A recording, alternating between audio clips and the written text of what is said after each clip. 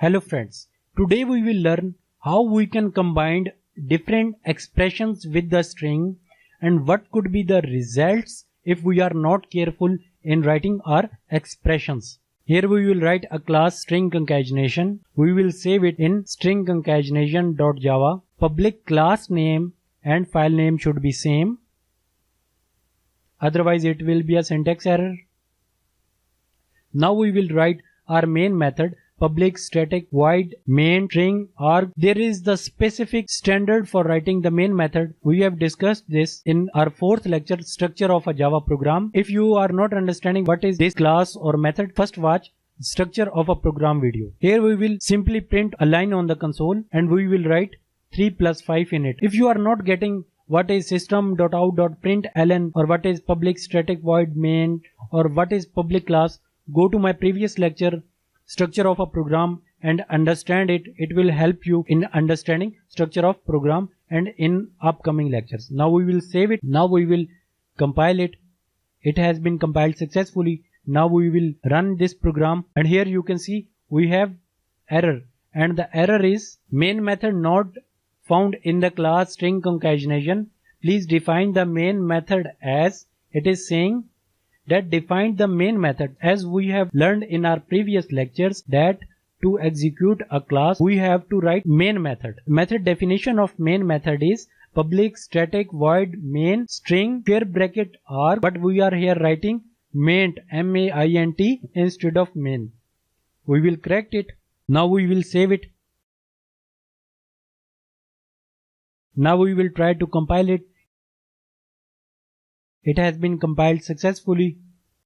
Now we will run it and here you can see we have got the result which is 8. So far we are going good.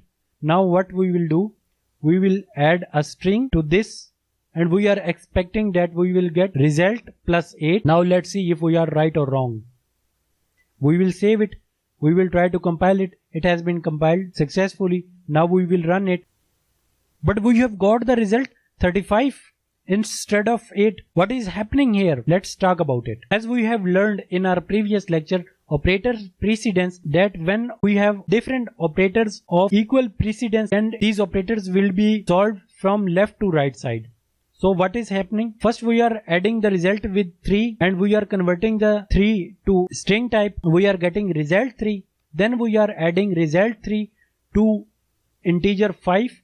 We are converting this 5 integer to string and we are adding it with the result 3 plus 5 string. So we are getting result 3 5 which is a string. Here 3 5 is not integer, it is whole string and these two integers are implicitly first typecasted to string type. If we want to first add these two integers and then their output to the string, then we have to put unary operator. As we know, precedence of unary operator is highest.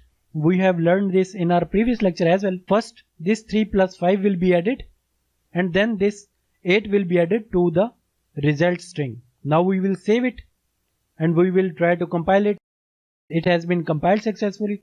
Now we will run it and great friends, here you can see we have got the result which is result 8. In today's lecture we have learned how we can add primitive types, add variables with the string. We have also learned what is operator precedence and we have talked about all these things in our previous lectures as well.